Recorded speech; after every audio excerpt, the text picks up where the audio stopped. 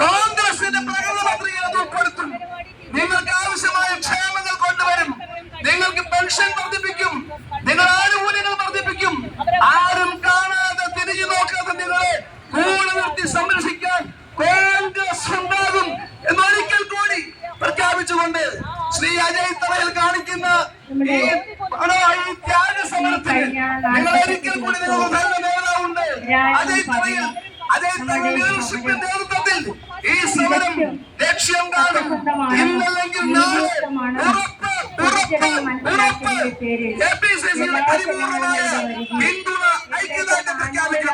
കലാ സാംസ്കാരിക സംഘടനകളും വിവിധ രാഷ്ട്രീയ നേതാക്കന്മാരും എല്ലാ തരത്തിലുള്ള നല്ല മനുഷ്യരുമൊക്കെ ഇവിടെ വരികയും നമുക്ക് അഭിവാദ്യം അർപ്പിക്കുകയും നമ്മളെ സഹായിച്ച് കടന്നു പോവുകയും ചെയ്തിട്ടുണ്ട്.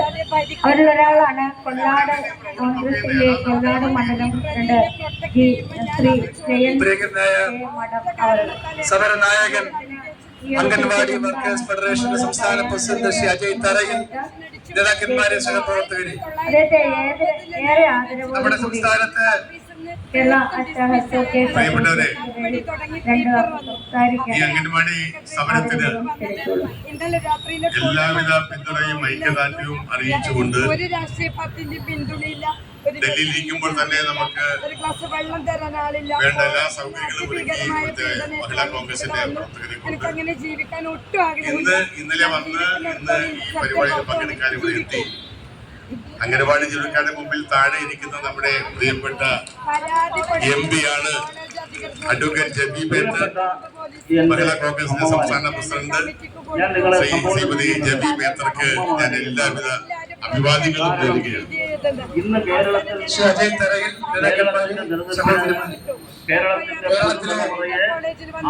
ആയിരക്കണക്കിന് അംഗൻവാടി ജീവനക്കാരുടെ ഏറ്റവും ന്യായമായ ആവശ്യങ്ങൾ ഉന്നയിച്ചുകൊണ്ടാണ് ദിവസങ്ങളോളമായി ഈ ഭരണസിരാ കേന്ദ്രത്തിൽ ഈ പ്രക്ഷോഭ പരിപാടി നടക്കുന്നത്. ഇതെല്ലാം കാണേണ്ട വനിതയായ ആരോഗ്യമന്ത്രി ശ്രീമതി വീണ ജോർജ് ഇതൊന്നും കാണാതെ ഇതൊന്നും അറിയാതെ നിലാവത്തഴിച്ചുവിട്ട കോഴിയെ പോലെയാണ് ഇപ്പൊ അവരുടെ അവസ്ഥ.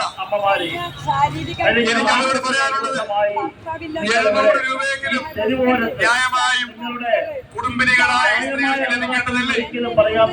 നിങ്ങൾ ഈ സംസ്ഥാനത്ത് നടത്തുന്ന ഭരണത്തിന്റെ സുഖമേഖലൊന്നും ഇവർക്ക് കിട്ടുന്നില്ലല്ലോ, ഒരാനുകൂല്യം കിട്ടുന്നില്ലല്ലോ. നിങ്ങൾ നോക്കിയിരിക്കുന്ന 100 ആശാവർക്കർമാരുമായിട്ടുള്ള അടുപ്പം ഇവിടെ പറഞ്ഞ പോലെ എന്റെ രാഷ്ട്രീയ ബന്ധമല്ല.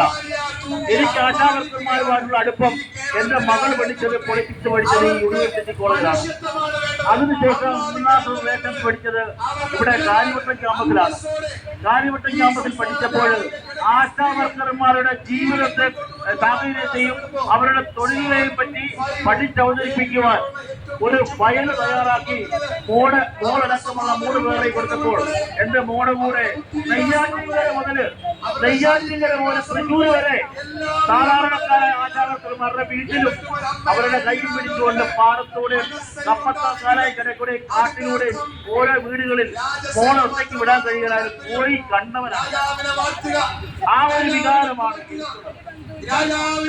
നിങ്ങൾക്ക് വേണ്ടി ഞങ്ങള് കോട്ടയത്ത് ഈ കഴിഞ്ഞ 40 ദിവസത്തിനിടെ പല സമരങ്ങളും നടത്തി. പക്ഷെ അതിന്റെ ഒന്നൊരു വിജയത്തിന്റെ കാര്യം പറയാനല്ല ഞാൻ വന്നത്. എന്നെ ഏറ്റവും അധികം ദുഃഖിപ്പിച്ച കാര്യം, പണ്ട് ഫ്രാൻസില് വലിയൊരു പഴയ കാലത്ത് സാറിനൊക്കെ വലിയൊരു പട്ടിണി സമരം ഉണ്ടായി. ആ പട്ടിണി സമരം ഉണ്ടായ സമയത്ത് അവിടെ ചക്രവർത്തിമാര് ഭരിക്കുന്നിടത്തേക്ക് അവിടുത്തെ പാവങ്ങള് പട്ടിണിയായി ഓടിച്ചെന്നു. ഓടിച്ചെന്നപ്പോ അന്തപുരത്തിന്റെ മണിമാളികയിൽ ഇരുന്നു കൊണ്ട് അവിടുത്തെ രാജാക്കന്മാരുടെ രാജ്ഞിമാരെ എത്തിനോക്കി അവര് ചോദിച്ചു, ഇവരെന്തിനാണ് ഇവിടെ വന്ന് നിൽക്കുന്നത്? കുറെ അവിടുത്തെ ഭൃത്യന്മാര് പറഞ്ഞു, മഹാറാണിമാരെ, അവർക്ക് റൊട്ടി കിട്ടാനില്ല, കഴിക്കാൻ പട്ടിണിയാണ്, റൊട്ടി കിട്ടാനില്ല, അവർക്ക് റൊട്ടി വേണമെന്ന ആവശ്യത്തിനാണ് അവരോട് വന്ന് ബഹളം ഉണ്ടാക്കുന്നത്. അങ്ങനെ ആ മഹാറാണി ചോദിച്ച ചോദ്യമുണ്ട്, ഇവരെന്തൊരു മനുഷ്യരാണ്, ഈ കാലത്ത് ആരെങ്കിലും റൊട്ടി കഴിക്കും, ഇവർക്ക് വല്ലതും എനിക്കും മേടിച്ച് കഴിക്കാൻ വേണ്ടി. അതേ വർത്തമാനമാണ് നിങ്ങളെ നയിക്കുന്ന നിങ്ങളുടെ മന്ത്രിയുടെ വായിൽ നിന്നും ഈ അടുത്ത കാലത്തുണ്ടായത്. ഒരിക്കലും നമ്മൾ അങ്ങനെ പറയാൻ പാടില്ല. ആശാവർക്കർമാർക്ക് അന്ന് ഞാൻ ആ റിപ്പോർട്ട് ഞാൻ കണ്ടതാണ്. അന്ന് യൂണിവേഴ്സിറ്റി സമർപ്പിച്ച റിപ്പോർട്ടിൽ ആശാവർക്കർമാർക്ക് ഒരു ദിവസം 1000 രൂപ, ഇന്നും ഈ കേരള യൂണിവേഴ്സിറ്റിയുടെ റിപ്പോർട്ടിൽ കൊണ്ട് 1000 രൂപ അനുവദിക്കണമെന്നും നിങ്ങൾക്ക് ജോലികൾ അനുവദിക്കണമെന്നും അതിന് പെട്രോൾ അനുവദിക്കണമെന്നും ആ റിപ്പോർട്ടിൽ അന്ന് എഴുതി കൊടുത്തതാണ്.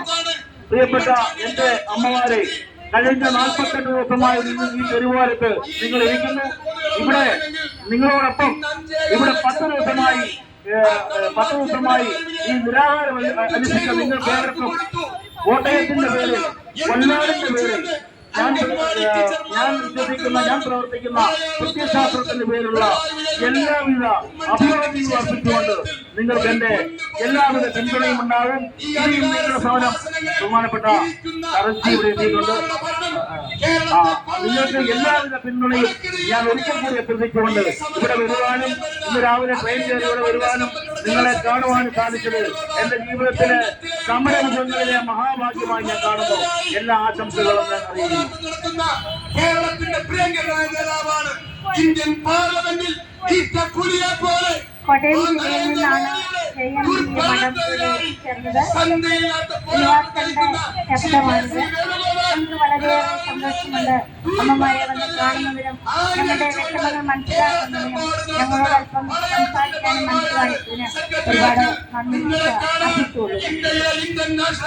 ഇവിടെ കൺസ്യൂമർ ഫെഡറേഷൻ ഓഫ് കേരളയുടെ ഈ സമരവിന് ഓടിപ്പോകില്ല. ഈ സമരം കൺസ്യൂമർ ഫെഡറേഷൻ ഓഫ് കേരളയുടെ എല്ലാ പ്രവർത്തനവും ഇവിടെ എത്തിച്ചിട്ടുണ്ട്. അതിനേക്കാൾ ഉപരി ഇവിടെ നമ്മുടെ ഒരു വ്യക്തിത്വം ഇവിടെ എത്തിച്ചേർന്നിട്ടുണ്ട്. ഈ സമരപന്തലിൽ കഴിയുന്നത്ര ജനങ്ങളെല്ലാം അദ്ദേഹം സാന്നിധ്യം അറിയിച്ചിട്ടുണ്ട്. ഞങ്ങൾക്ക് വേണ്ടുന്ന ഊർജ്ജം കരുത്തും പകർന്നു തരുന്നതാണ് അദ്ദേഹത്തിന്റെ വാക്കുകൾ. അദ്ദേഹം ഇപ്പോഴും നമ്മളോടൊപ്പം എത്തിച്ചേർന്നിട്ടുണ്ട്. ഈ 48ാം ദിവസവും അദ്ദേഹത്തിന്റെ ശ്രീ കെ.സി. വേണുഗോപാൽ ഇവിടെ എത്തിച്ചേർന്നു. നിങ്ങൾ അഭിവാദ്യം ചെയ്യാൻ.